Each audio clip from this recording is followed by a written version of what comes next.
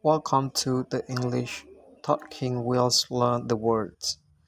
បាទសូមស្វាគមន៍មកកាន់ Channel បាទ The English Talking ដែលយើងនឹងរៀនអំពីបាទយើងនឹងរៀននៅពាក្យបាទពាក្យហ្នឹងគឺមានន័យថាខ្លះឬក៏មួយចំនួនបាទអូខេអញ្ចឹងពាក្យហ្នឹងគឺជាពាក្យអ្វីបាទគឺពាក្យថា any អូខេ any បាទអញ្ចឹង any មានន័យថាម៉េចខ្លះតើគេប្រាប់បែបណាខ្លះបាទអូខេគេថាម៉េច Any is classified three classes. One adjective. Do you have any money? អូខេអញ្ចឹងគឺគេត្រូវបានប្រើប្រាស់ជាគុណនាមអូខេ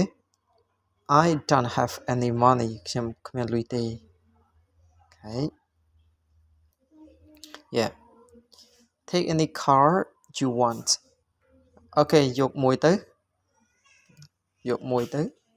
បានន័យថាម៉េច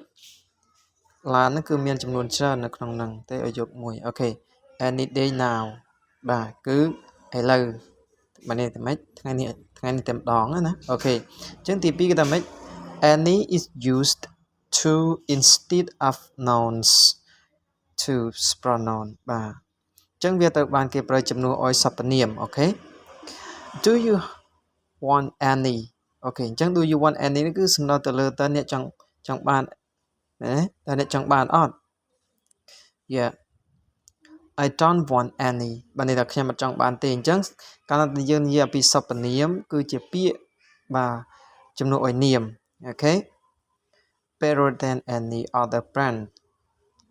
Better than any other brand បាទន័យថាល្អជាងម៉ាកផ្សេងអូខេ Any is used asking for the healthy បាទគឺ adverb បាទត្រូវបានគេប្រើជាលក្ខណៈ adverb សម្រាប់សួរអំពីសុខភាពអូខេ Are you better sorry Are you any better បាទន័យថាម៉េចតើអ្នកប្រសើរជាងថ្ងៃមុនមែនទេបាទអញ្ចឹង any នៅពេលនេះគឺថ្នាក់ពាក្យជា adverb អូខេ